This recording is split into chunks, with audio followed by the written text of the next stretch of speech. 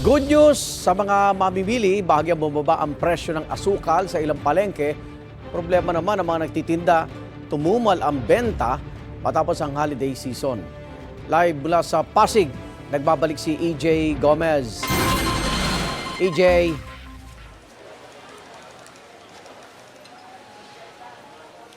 Igan, good morning. Chinek nga natin ang presyuhan ng asukal ngayon kasunod ng pag-aproba ng pamahalaan sa plano ng bansa na mag-export ng asukal sa dami ng kasalukuyang supply. Ang presyo bumaba na ng 5 to 7 pesos kada kilo. Inaprubahan ng Department of Agriculture o DA ang plano ng Sugar Regulatory Administration o SRA na mag-export ng 100,000 metric tons na raw sugar sa Amerika. Layon daw nitong mabawasan ang sobrang supply ng asukal sa bansa kasunod ng pagtaas sa produksyon nitong amihan na umabot sa 130,000 metric tons. Extended naman hanggang Disyembre ngayong taon ng sugar import ban. Dito sa Pasig Mega Market, bumaba na nga abot sa 7 pesos ang kada kilo ng asukal depende sa klase. Ang white refined sugar mabibili sa 78 pesos ngayon na dating 80 pesos hanggang 85 pesos. Ang brown refined 70 pesos mula sa dating 75 pesos kada kilo.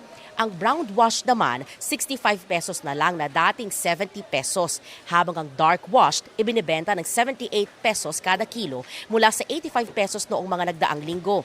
Ayon sa mga nagtitinda, marami ang supply na kanilang nakukuha kada araw.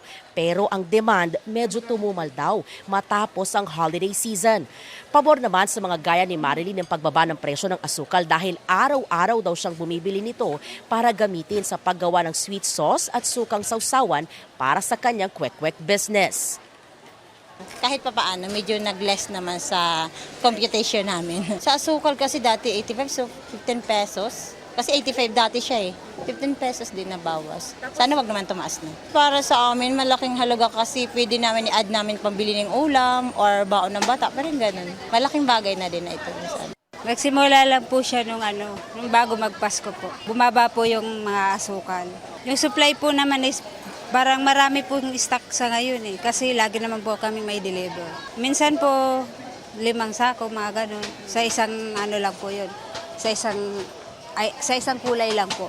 Sa ngayon po, medyo tumumal po siya. Siguro po dahil marami silang ginastos ng Pasko at New Year.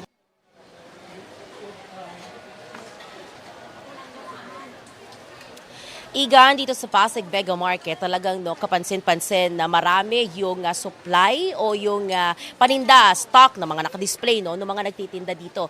Sana nga raw lumakas muli yung kanilang benta. At yan, ang unang balita mula po dito sa Pasig City. EJ Gomez para sa GMA Integrated News. Igan, mauna ka sa mga balita, mag-subscribe na sa GMA Integrated News sa YouTube para sa iba't ibang ulat sa ating bansa.